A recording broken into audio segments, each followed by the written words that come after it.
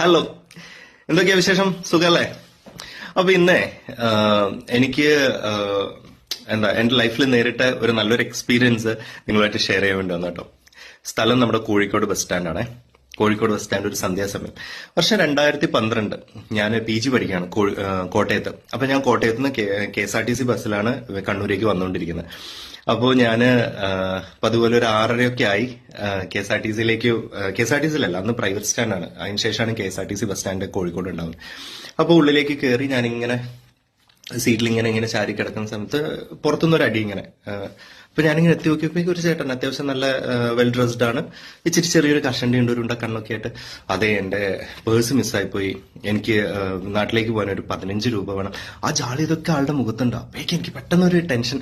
അയ്യോ, നമ്മുടെ കയ്യിൽ നിന്നൊക്കെ പൈസ പോയി കഴിഞ്ഞാൽ നമ്മൾ എങ്ങനെ അത് ഡീൽ ചെയ്യാം അല്ലേ? നമുക്ക് ഭയങ്കര വിഷമം വരില്ലേ? ഞാൻ വേഗം എന്റെ പോക്കറ്റിൽ ആകെ ഉണ്ടായിരുന്ന 20 രൂപയാണ്. ദാരിദ്ര്യത്തിന്റെ പടുകൂടിയുള്ള സമയം.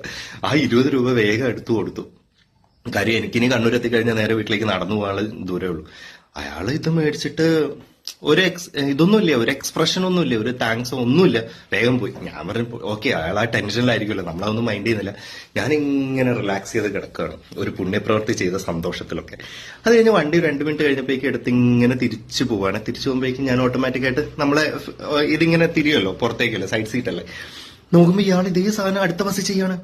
എനിക്കങ്ങ് ഒരു അമർഷം കയറിയില്ലേ. എന്റെ കയ്യിൽ ആകെയുള്ള 20 രൂപയാണ് ഈ നാറയ്ക്ക് എടുത്ത് കൊടുത്തത്. അങ്ങനെ പറ്റിക്കപ്പെട്ടതിന്റെ രോഷം എന്റെ മനസ്സിൽ കിടപ്പുണ്ട്. അതിനുശേഷം 2 വർഷം ഞാൻ ഇതേപോലെ തന്നെ യാത്ര ചെയ്ത. പക്ഷെ കോഴിക്കോട് ബസ് സ്റ്റാൻഡിലേക്ക് ബസ് കയറുമ്പോൾ ഇയാളുടെ ഫേസ്, ഇയാളുടെ ചോദ്യം എന്റെ ഉള്ളിൽ ഇങ്ങനെ ഹോണ്ട് ചെയ്യും.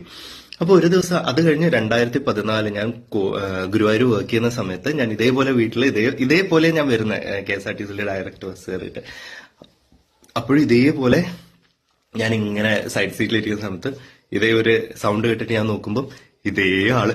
പക്ഷേ ആ പകിട്ടൊക്കെ അങ്ങ് പോയി. ആളുടെ കണ്ണൊക്കെ ഇങ്ങനെ ചുവന്നു, ആളുടെ കൈയൊക്കെ ഞാൻ നോക്കുമ്പോഴേക്ക് ഇങ്ങനെ വിരലൊക്കെ അഴുക്കൊക്കെ ഇങ്ങനെ നിറഞ്ഞു നിൽക്കുന്നുണ്ട്. ഇതേ ഡയലോഗ്, എന്റെ പേഴ്സ് മിസ്സായി, എനിക്ക് വീട്ടിലേക്ക് പോകാൻ വേണ്ടി 15 രൂപ വേണം. 2 വർഷമായിട്ട് 15 നാള് വിട്ടിട്ടില്ല. ഞാൻ അതിൽ കഴിയുന്നവരെ ഇങ്ങനെ കേട്ടു. എന്നിട്ട് ഞാൻ ഇങ്ങനെ നോക്കി ചിരിച്ചിട്ടുണ്ട്. 2 വർഷം മുന്നേ ഇതേപോലെ നിങ്ങൾ എന്നെ പറ്റിച്ചു, ഞാൻ മുഴുവിക്കാൻ പറ്റില്ല. അപ്പോഴത്തേക്ക് I don't want to hear anything എന്ന് പറഞ്ഞിട്ട് ഇയാൾ നേരെ മുന്നിലേക്ക് പോയി. ആ പ്രൊനൗൺസിയേഷൻ അല്ലേ, എനിക്ക് കൂടി ആ പ്രൊനൗൺസിയേഷൻ കിട്ടില്ല, അത്രയ്ക്ക് പെർഫെക്റ്റ് എക്സലന്റ് ആയിരുന്നു അത്. എന്നിട്ട് തൊട്ടു മുന്നിലുള്ള ആ ചേച്ചിയുടെ അടുത്ത് ഇയാൾ പോയിട്ട് ഇതേപോലെ ചോദിക്കുമ്പോഴേക്കും ഞാൻ എഴുന്നേറ്റ് എന്ന് പറഞ്ഞു, ചേച്ചി കാശ് കൊടുക്കരുത്, ഇയാൾ മഹാ ഉടായ്പാണ്, ഇയാൾ പണ്ട് എന്നെ ഇങ്ങനെ പറ്റിച്ചാന്നൊക്കെ പറഞ്ഞിട്ട് ഞാനിങ്ങനെ പറഞ്ഞു.